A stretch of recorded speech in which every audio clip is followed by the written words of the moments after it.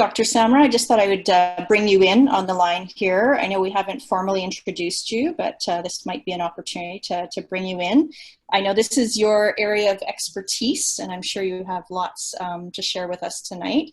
Do you want to say a quick hello while we're waiting for Catherine here? Yeah, absolutely. So as I just wrote in the chat, it's not COVID era if we don't have some tech issues. So good evening, everybody, and my real pleasure to be here. And I'm just loving the things that we're kind of seeing in the chat. And when we think about all of the impacts, like maybe we'll talk a little bit about COVID, and that won't get us too far off the formal program when Catherine returns. But, you know, interesting, I keep saying if people weren't attentive to psychological health and safety issues before COVID, that now every single organization, every single leader, every single employee sees the value and benefit in us attending to mental health issues. And you know, I think when we think of some of the specific questions, balance, it's a really interesting one. It's one that I've been thinking a lot about. And, you know, balance is almost this Pollyanna-ish term where we think, oh, we have personal life and then we have work life. And there's this like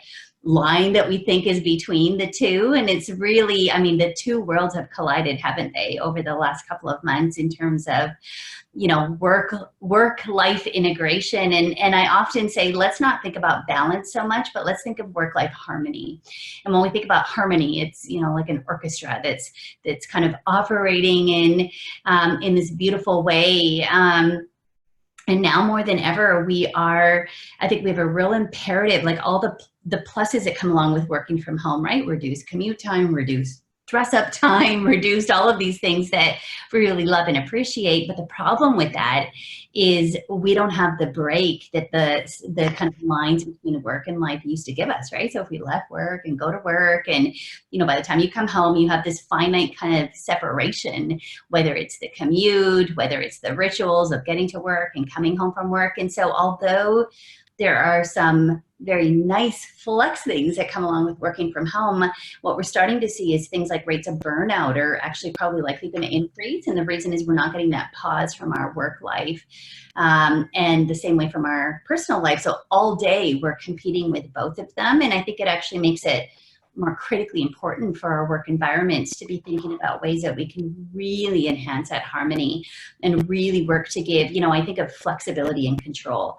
and giving our organizations and our teams that flexibility and control to find an integration that works for them. And it so depends on individual needs. I mean, if you have 3 kiddos at home, if you have an aging parent, if you have other demands, like everyone's schedule and situation is going to be slightly different. And I think workplaces need to be so much more flexible and adaptable now more than ever. Yeah, and I'd welcome any thoughts. I'll kind of skim through balance is such a personal issue, right? Dave's comment. And you know what it comes down to is individually connecting, and it takes time. And what we need to do in our organizations, I think every corporation that I'm connecting with, so we cannot rush this. We are faced with something that we've never been faced with before. Clearly an obvious statement, but what that means in our work environments is we can't fast forward and rush to finding simple cookie cutter solutions. It just isn't going to work. And organizations that, you know, have finite policies or expectations, it just simply isn't going to work. Oh, and I see Catherine coming in. Yes, Catherine, I'm back. Go here and not get off too much while you were. Oh, thank you. I appreciate that. You know, technical difficulties. What can I say? So anyway, Dr. Samra, I'm so glad you were able to pick up where I left off. Thank you so much. I've had to reconnect through a different device, and so hopefully we'll be able to move on from here. I think, is Juliet sharing the screen now at this point? Yeah, can you see the screen? I'm actually dialing from smaller device. I cannot see a presentation. I'll jump in. And Sylvia just asked, will there be a recording shared? And yes, Sylvia, there will be after this. So, so thank you for coming. And we know you have to leave in 5 minutes. So yes, but on my end, Catherine, we're not seeing the slide deck yet.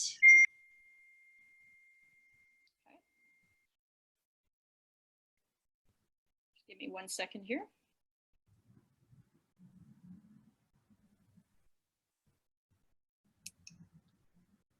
Catherine, are you able to share from your end?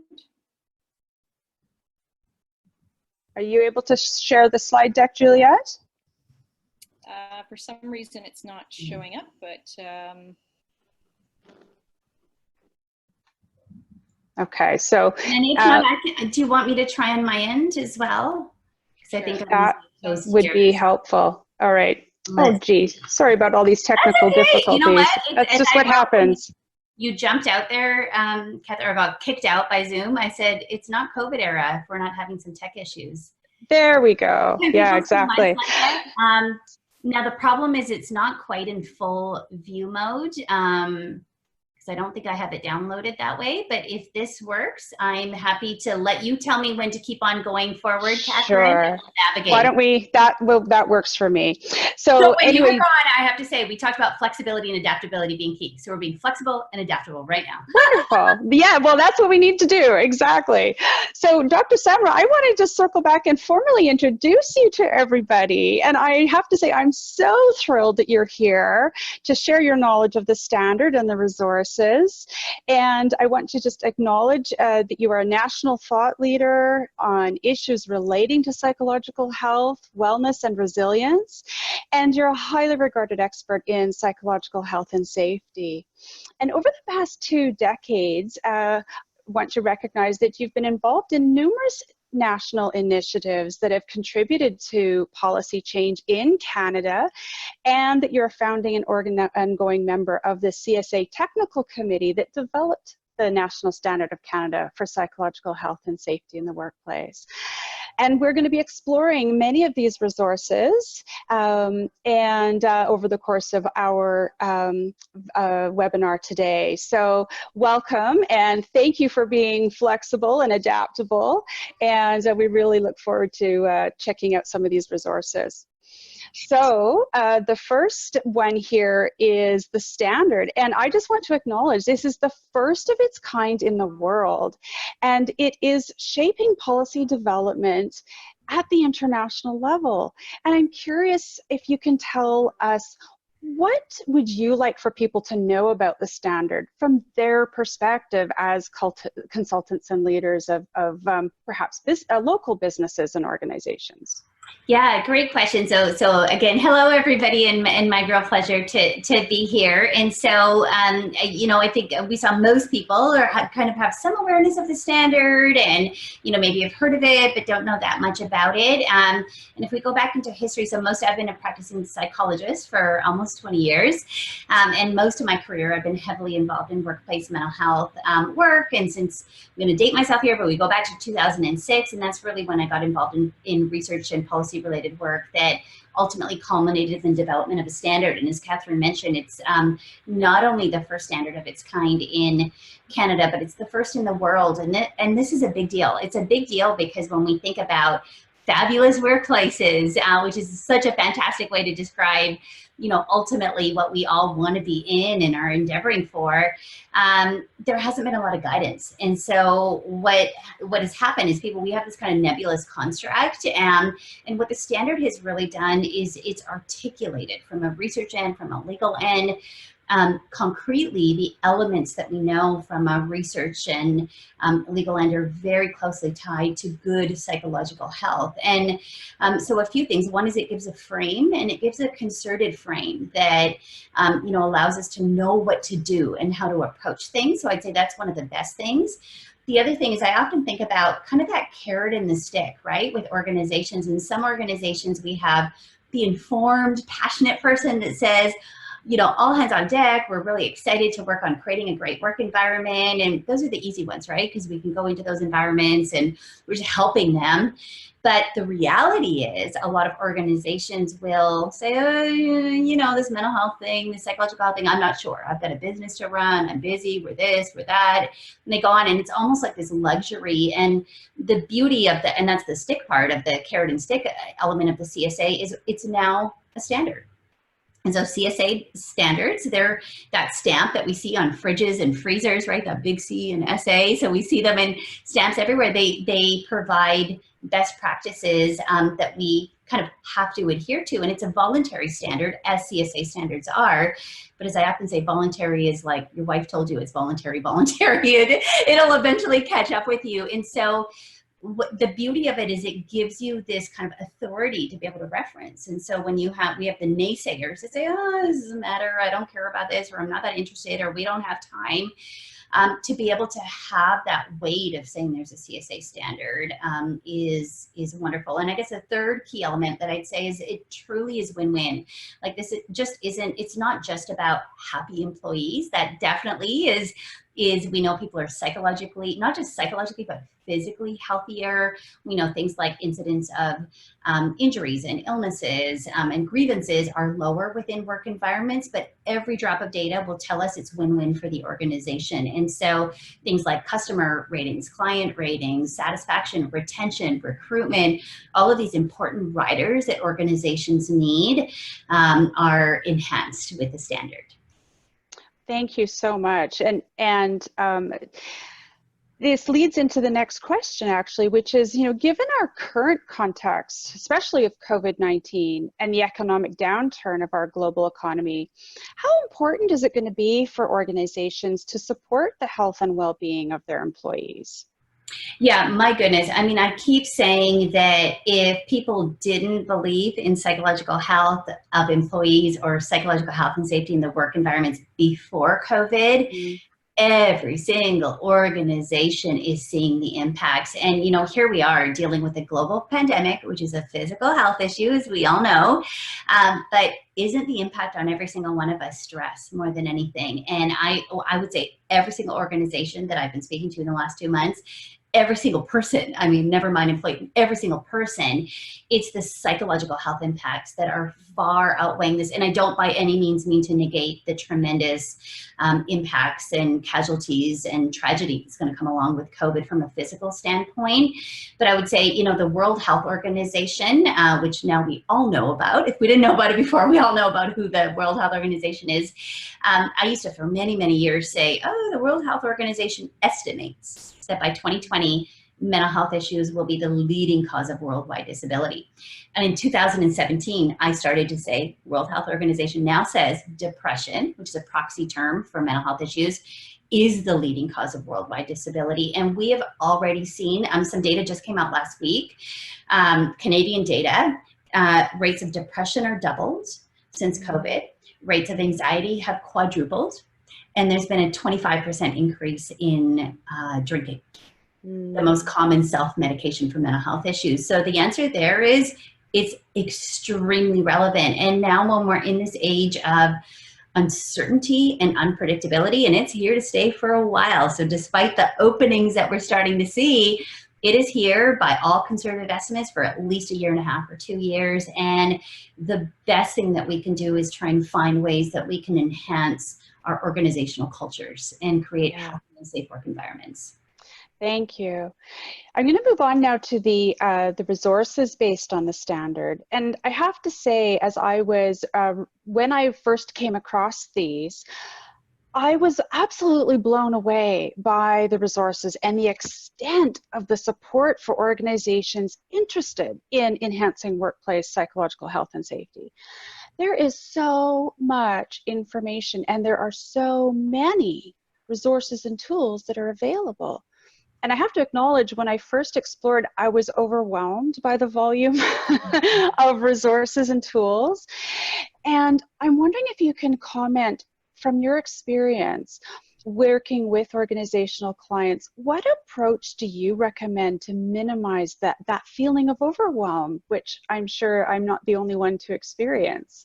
No, that's probably the most common sentiment, Catherine, is people say, oh my goodness, where do I start and what do I do? And I'm overwhelmed because, Dr. Google, we put in psychological health and safety, I mean, really anything mental health, and it's overwhelming. And even when it comes very specifically to psych health and safety, it can feel like it's a lot. And so what I say to people is this isn't a rush to the finish line. I mean, if we think of occupational health and safety, right? Something that's been established for 100 years, since the 1920s, there's it is not a rush to the finish line. The idea is to go slow and steady wins a race, to start to turn attention to understanding what psychological health and safety is, to gradually and over time embed this in every stage of the employment life cycle, to start to target one by one pain points within an organization. And so I think that's a very important message for everybody, you know, that both is consulting to organizations, but then also the clients and organizations that you speak to say, look, we start slow and steady. That is the only way to actually do this. And you start somewhere. And, you know, it almost doesn't matter where you start. I mean, you saw that slide with 13 factors and it can feel overwhelming. I mean, I could spend a week speaking about each one of those factors. And so, you know, we don't rush through one lunch and learn or one consultation session or one quarter to fix these issues. What we do is we say we start somewhere, usually starting with the biggest pain point within an organization, and slowly start to chip away at not only addressing problem issues, but building up the strengths. So where to start for everybody on this call? I would say one is go download the standard. Just start there. Again, lots of places to go to. We, Catherine will share our site, but myworkplacehealth.com is our website. And if you just go to resources, we've been very intentional about all free and evidence-based resources that are on our site. And if you go to resources, you'll see links to all of these places. So you can go to the standard, and I say, one, download the standard and read the standard. It's a good treatment for insomnia for those of you having sleep problems, which we know are on the rise. Imagine sitting on that committee for 4 years. So it's a technical committee. It's a dry technical document. And so download the standard and just read it. That's it. Skim it. Fast skim it if you want, but just get a flavor of what it means. And then I say within organizations, you get at least one body and tell them to send it to at least one or two other bodies that have some level of something, authority, influence, interest. Get them to understand that this exists and what it means. And then if we think about three main areas that we want to work with in organizations, one, we want to help organizations do a work environment assessment. So across those 13 factors that you see, understand what are your strengths and what are your pain points, okay? Number one. Number two is you want to start to implement some strategies and approaches to train people leaders. So the standard says you organization have to do all these things when it comes to these 13 factors. It also says you organization have to make sure you equip any people leader, anyone responsible for managing, leading, supervising another person with what's called psychologically safe leadership skills. And then number three, you want to enhance the overall resilience of every single employee within that organization.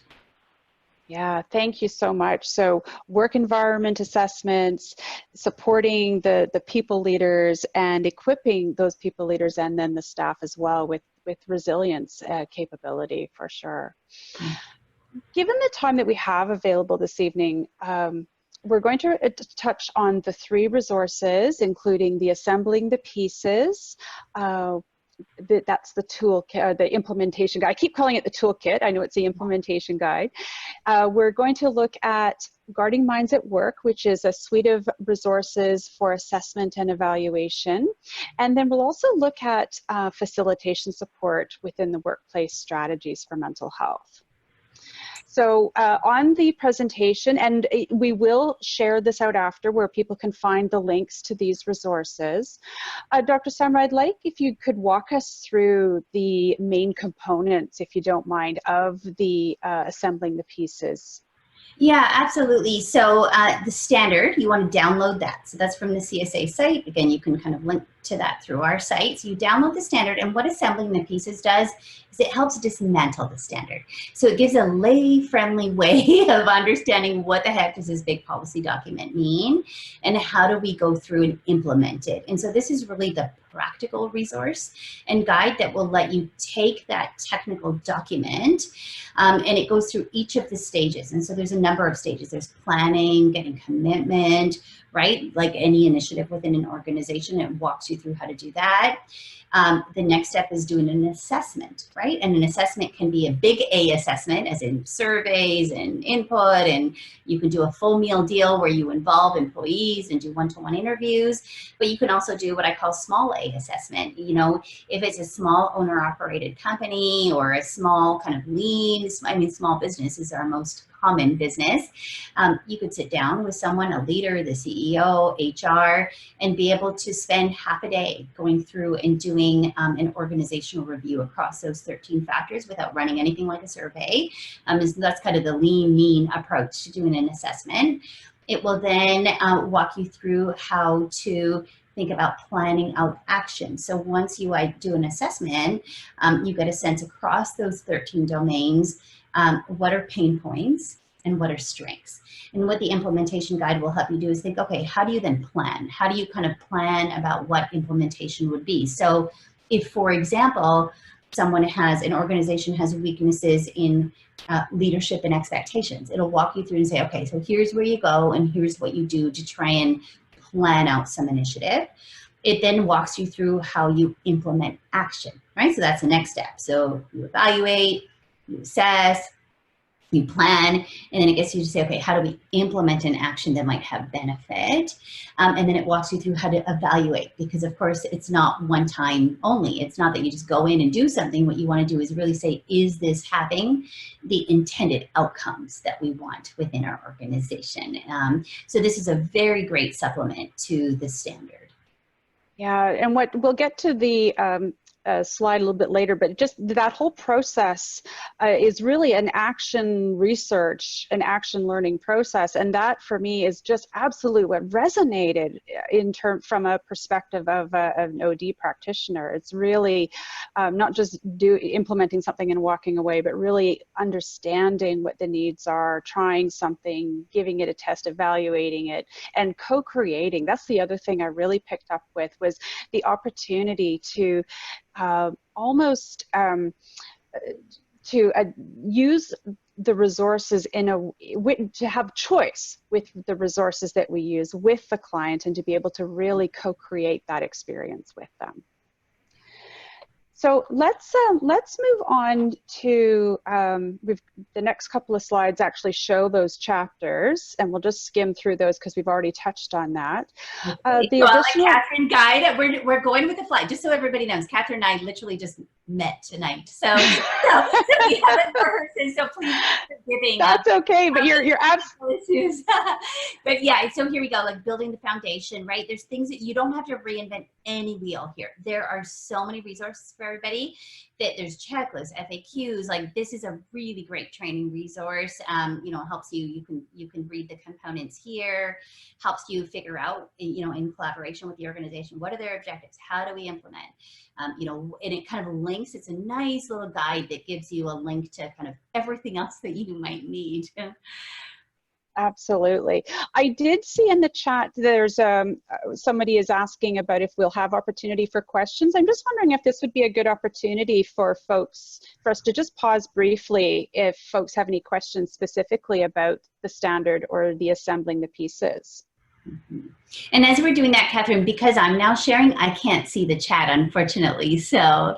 Oh, right. Exactly. Yeah. So what I can do is, as we're kind of doing that, is I'll see if I can log in on my other computer. And yeah, I know David Guthrow has a question. Are we able to unmute David so he can ask? I believe I am unmuted. There you go. Hi, David. Catherine, a quick question. So toss up for 10 points. It's great having all these resources, and my concern is sometimes these things look as a bolt-on to everything else that's going on in the organization, as something that's integrated in the DNA. And right now I'm working with a couple of regulators that are coming together. And how do you make psychological safety an issue amongst change management practitioners? Like, how do you get it integrated in something like ProSci? And at a strategic level, when people are talking about all the different pieces to come together, the psychological safety is so important. And my hope is that people won't say, once we've got things settled down, then we'll look at psychological safety. I'm not sure if that was a question or a comment. So you can either ask me a question about my comment or have a comment about my question. Yeah, Catherine, did you want me to go ahead, or would you like if you absolutely, I think you've got a little bit more experience than I have with perhaps addressing that type of issue with organizations. Yeah, absolutely. So great question, Dave. And people most think this is a one-off thing, and it's about education. And I find that that's the most important. So if you can educate, I'll say, look, it's like OC health and safety.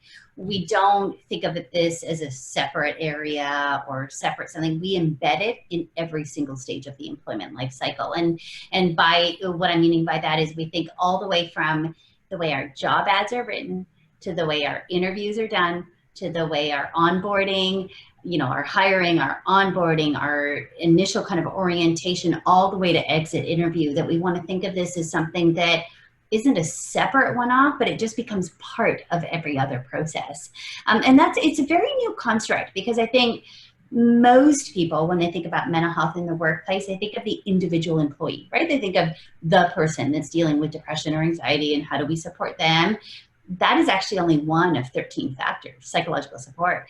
The rest of it is about organizational processes. And so that, I would say, is probably the single biggest thing that I have spent the last 13 years since I started to work around psych health and safety, trying to educate people around. And once people get that, they're like, ah, okay, I get it. I have to add this into every part of what I'm doing.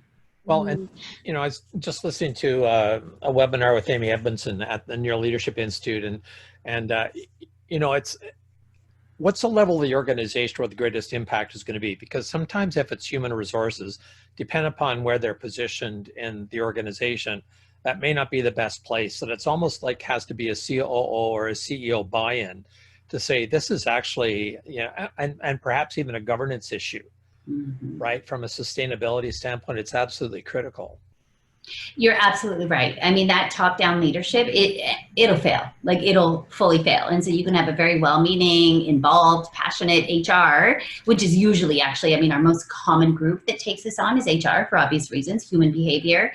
But without that top-down leadership, most things will fail, or they'll just be these one-off things, right? Oh, we have a lunch and learn every quarter. And I'll say that lunch and learn is not going to solve your problem. That is not psych health and safety. Nice and dandy that you do that, or, you know, or the other, my favorite other one is, oh, we have an EFAP program. And I'll say that's not psych health and safety either. So it's great that you have that one support, that's one element of one factor. So getting that top-down, you know, top-down and bottom-up engagement.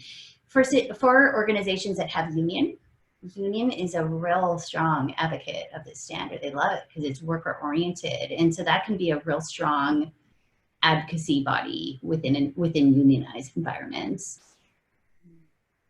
I've seen some chats pop up, but I'm not able to actually retrieve them to read them out. Juliet, are you able to comment on some of the other questions that are coming up for people? Yeah, for sure. So there was just comments here in regards to, so Michelle said our organization, our OD team and overall talent management function is now partnering with our OH&S team to begin to integrate this into foundational processes. And Lexinder has a question. She says, this works perfect for people and organizations that are aware of workplace culture and psychological safety. What about unaware organizations? How do we create awareness? Yeah, that's a great question. So the unaware organizations, right? The ones that don't want to jump up and down as soon as you talk about psychological health. You know what I do is I remove discussion of psychological or mental health. Take that out of the vocabulary and you look for their pain points. So what are your pain points? Because here's the thing, psychological health and safety is not psychological health and safety. An organization is ultimately about people. So all the things, Catherine, that you were talking about, vulnerability, authenticity, connection, all the things that people were saying in the chat, trust, relationships, humor, every single drop. Did anybody say policy? No. Did anybody say procedure? No. What everybody's talking about is interpersonal relationships. So for the not so willingly embracing organizations, I'll like take out the word psychological and I'll take out the word mental health and I'll just say, what are your struggles? Mm-hmm. What are your pain points? What are you having problems with? And here's the thing, I challenge anybody to not find any pain point and be able to fit it into one of those 13 factors. So then it's like you work your magic. and then what you want to do is you want to take what their problems are and just start open-ended. What are you challenged with? What's hard? You know, what's taking up excessive time? And I promise you, you will be able to take every single issue and you will be able to plant it into one of those 13 factors. And then you kind of sneak it in. That's an approach that really struck me, actually. It's more of a reverse cycle where we really do, and this is what it resonated, because this is the approach I had with the Child, Youth, Mental Health and Substance Use Collaborative. We really took it from a person-centered or community-centered or organization-centered approach, and we said, what are your greatest needs? And then we figured out where it fit within the overall objectives. And I see that being a very similar approach, where we can take their need and slot it in, as you said, to the appropriate one of the 13 factors. And then we've got all the resources we need, assessments or whatever, to be able to support that work. And so that was something that I'm so glad that question came up, because that was something that I recognized as a way to move forward as well. Mm-hmm. Right. We have another question here from Joanne. She says, can you speak to performance improvement and other metrics supporting the implementation of mental health strategies? And sorry, I missed the name there, but would that person be willing to ask the question? Because I'd just like to hear a little bit more about when you're saying performance improvement, if you could say a little more, that would help me make sure that I'm answering the question appropriately. And as a side note, it's fully pouring rain right now in downtown Vancouver. Oh, glorious sunshine out here. Hi, it's Joanne. Can you hear me? Hi, Joanne. Hi. Very interested as we go forward and present this as a concept to the C-suite. We have to have a strong ROI on in order to support it. Can you give us any stats that support and endorse the integration of mental health best practices? Yeah, absolutely. Every drop, like the ROI is so strong. I'd say one of the, there was a recent report that Deloitte put out. So if you go to our resources, I've got a few that are like assessment resources, tools, and there's one, forgive me, I think it's called documents and resources or reports. Everything on there is like really well vetted for good content. And there's an ROI report that Deloitte has put out that is great. And so there's some wonderful stats there. And all of the data will tell us everything: retention, recruitment.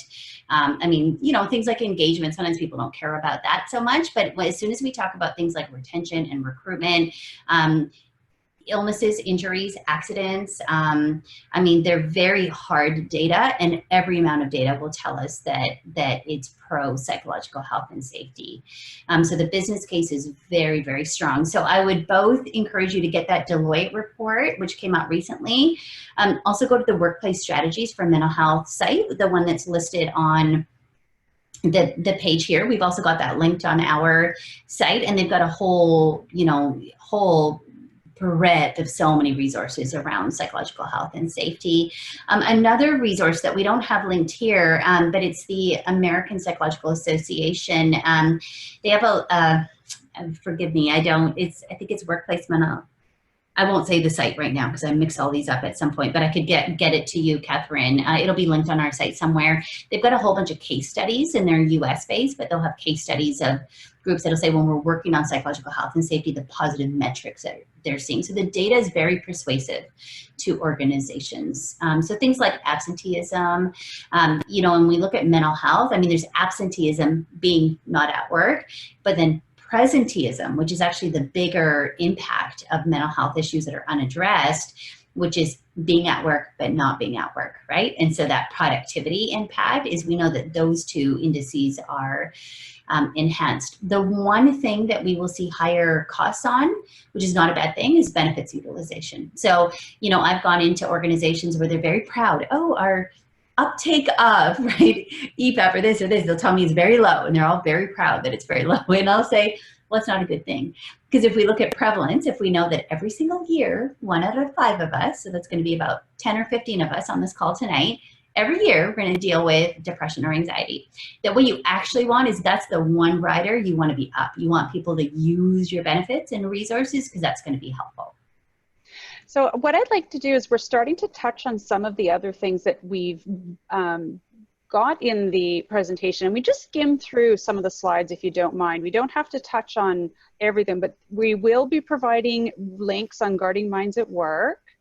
And if we can go to the next slide as well. Yeah, so Guarding Minds at Work quickly, there's a free employee survey that you can access. So that survey tool is no cost to anybody.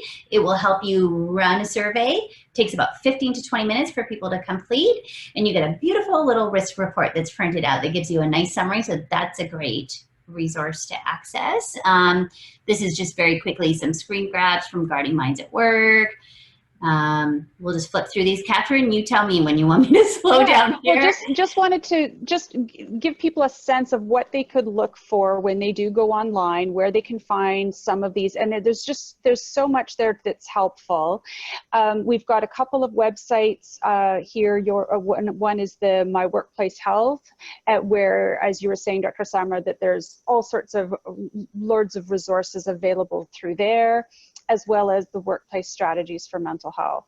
I am familiar with SAMHSA, which is the American organization, and if you don't mind sharing the link that you were thinking of for that tool around the ROI, then we can dig that up, as well as the Deloitte report, and share that with people after the fact as well. Yeah, that sounds great. Okay. And so Guarding Minds at Work, again, basically all of my favorite, most used resources. We just kind of had launched our site in January. All the it's pretty updated as of a few months ago. So I'd just go into the resources tab for assessment tools. So Guarding Minds at Work, psychologically safe leader assessment. So this was a national project that I led for a few years. It got released about a year ago, and it provides a leader assessment. Same thing, free. It takes about 15-20 minutes to do, and what it does is it provides a self-assessment of leaders' skills as they pertain to psychologically safe leadership, consistent with the tenets of the national standard.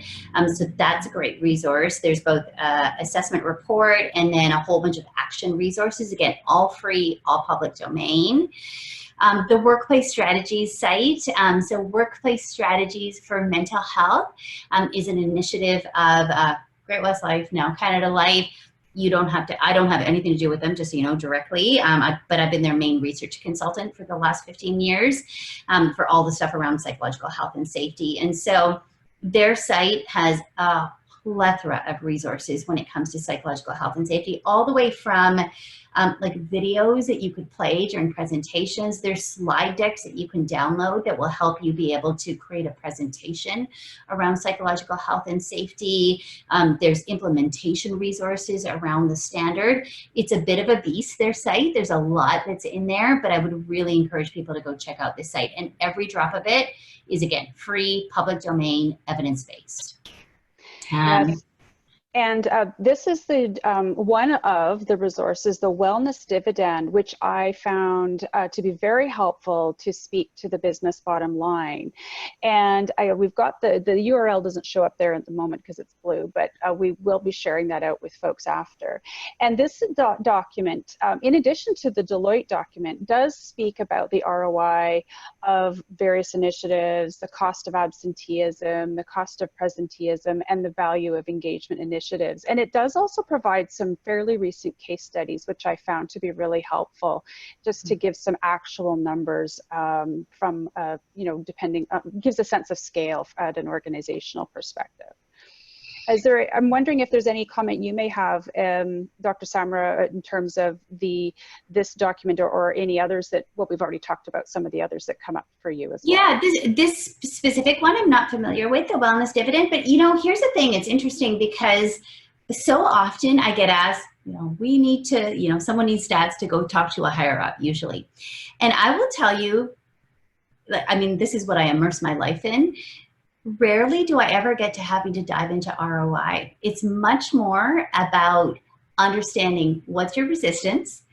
It's educating about what do you think we're talking about when we talk about mental health. And most organizations, they think of, usually the example that's illustrated is the limited number of people that have maybe misused a medical leave for mental health issues. And people think, oh my goodness, all of this is around people that are off work on claim. And as soon as we can educate about that and say, no, this is about processes and systems and the approach that you take within your organization, the standard actually has a line in it for those of you that read this insomnia treatment one day, is it'll say this is not about the individual mental health of employees. And as soon as people get that, they're very relaxed, because that's the biggest pain point that organizations have.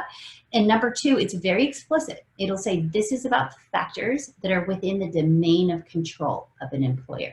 So this doesn't mean we solve people's personal life, historical problems. That is not at all what the standard is about.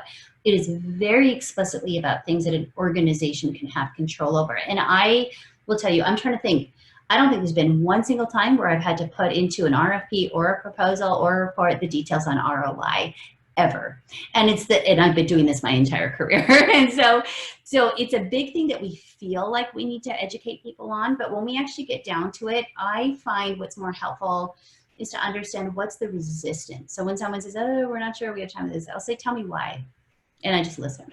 Mm-hmm. What's the issue? What are you worried about? What do you think your leader's worried about? What do you think your boss is worried about?